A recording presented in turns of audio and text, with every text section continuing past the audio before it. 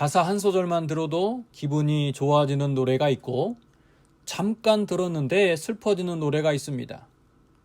오늘 본문 시편 78편 40절은 안타깝지만 후자에 해당합니다. 40절을 한번 읽겠습니다. 그들이 광야에서 그에게 반항하며 사막에서 그를 슬프시게 함이 몇 번인가. 공동번역 성경은 이렇게 번역했습니다. 저들이 사막에서 얼마나 그에게 반역하였던가. 광야에서 얼마나 그의 마음을 아프게 해드렸던가. 오늘 시편은 40년 광야 생활을 추억하며 쓴 공동체 시편이자 역사 시편입니다. 그런데 저자가 고백하길 이 기간 동안 이스라엘 백성들은 하나님께 순종하기보다 반항했고 주님의 마음을 얼마나 많이 슬프게 했는지 한탄하고 있습니다. 여러분, 그동안 인생을 살아오며 누군가의 마음을 아프게 한 적이 있을 것입니다. 또 반대로 누군가의 말과 행동 때문에 여러분이 상처를 받은 적 또한 있으리라 생각합니다. 내가 상처를 주었던 사람, 또 반대로 내가 아프게 한 사람이 누구였습니까? 여러 사람이 있겠지만 저는 당장 떠오르는 사람들이 저의 가족이고 부모님입니다. 여러분도 그렇지 않습니까? 넷플릭스 드라마 폭삭 속았수다 명대사 중에 딸이 엄마에게 날선 말로 마음을 아프게 한 뒤 이런 독백을 합니다. 엄마를 찌르면 내 가슴에도 똑같은 가시가 와서 박혔다. 시편 78편에 나온 이스라엘 백성들의 모습을 보면 그들은 하나님께 가시 돋친 말로 반항을 했습니다.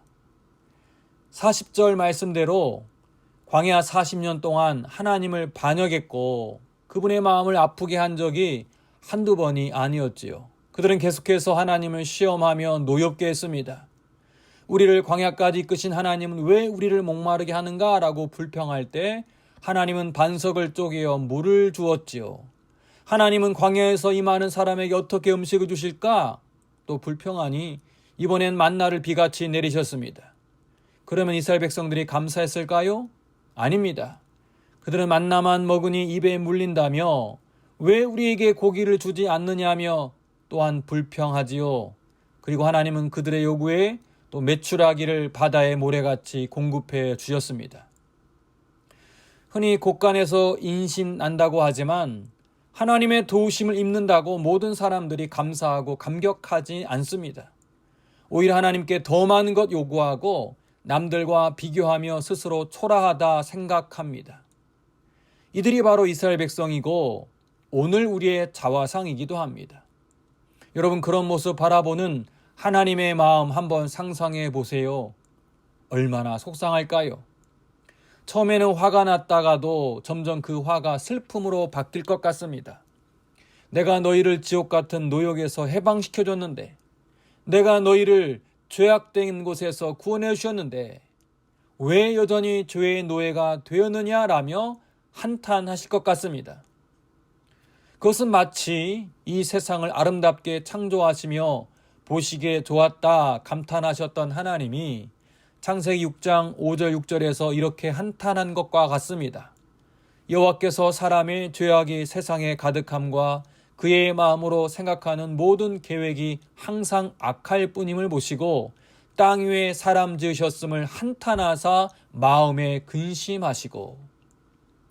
여러분, 어떻게 하면 우리를 사랑하시고 우리를 향해 큰 기대 갖고 계시는 하나님 아버지에게 한탄이 아닌 감격을 안겨드리고 하나님을 향해 불평이 아닌 감사와 찬양 올려드릴 수 있을까요? 먼저 하나님의 마음을 슬프게 한 이스라엘 백성들의 문제가 무엇인지 정확히 알아야 합니다. 여러분, 42절을 보세요. 그들이 그의 권능의 손을 기억하지 아니하며 대적에게서 그들을 구원하신 날도 기억하지 아니하였도다. 그들의 문제가 무엇입니까? 왜 그들은 끊임없이 하나님의 마음을 아프게 한 것일까요? 하나님의 권능의 손을 잊어버렸기 때문입니다. 하나님이 그들을 구원하신 날들을 망각했기 때문입니다. 시편의 기도자는 그것을 그들이 기억하지 아니했다라는 말을 2번 반복하면서 그들의 망각이 의도적임을 지적하고 있습니다. 그래서 시편 78편의 저자는 이스라엘 백성들이 어떤 과정을 통해 또 어떻게 출애굽했는지 그 여정을 다시 한번 회고합니다. 먼저 본문 43절부터 51절까지 애굽에 내린 10가지 재앙을 기억합니다. 그리고 52절에서 53절은 홍해 사건을 언급합니다. 그가 자기 백성은 양같이 인도하여 내시고 광야에서 양떼같이 지도하셨도다. 그들을 안전히 인도하시니 그들은 두려움이 없었으나 그들의 원수는 바다에 빠졌도다. 그런데 이 홍해 사건은 이미 앞부분에서도 한번 언급되었습니다. 본문 13절입니다. 그가 바다를 갈라 물을 무더기같이 서게 하시고 그들을 지나가게 하셨으며. 여러분, 이것은 시편 저자의 실수가 아니라 의도적인 반복입니다. 홍해 사건 잊지 말라는 거예요. 이번엔 54절을 보세요. 그들을 그의 성소의 영역 곧 그의 오른손으로 만드신 산으로 인도하시고. 이것은 하나님이 이스라엘 백성들을 신의 산으로 이끌어 거기서 언약 백성을 삼으신 사건을 말합니다. 이어지는 55절 보세요. 또 나라를 그들의 앞에서 쫓아내시며 줄을 쳐서 그들의 소유를 분배하시고 이스라엘의 지파들이 그들의 장막에 살게 하셨도다. 여러분, 이것은 뭘 의미합니까? 하나님이 이스라엘 백성들을 마침내 가나안 땅으로 이끌어 지파별로 땅을 주신 사건을 말씀합니다. 오늘 본문에서 시편의 저자가 이스라엘 백성에게 주는 경고, 그리고 오늘 시편을 묵상하는 저와 여러분에게 주는 하나님의 메시지는 매우 분명합니다. 기억하라는 거예요. 여러분, 이것은 기억력이 좋아야 하나님 잘 믿고 순종할 수 있다는 의미가 아닙니다.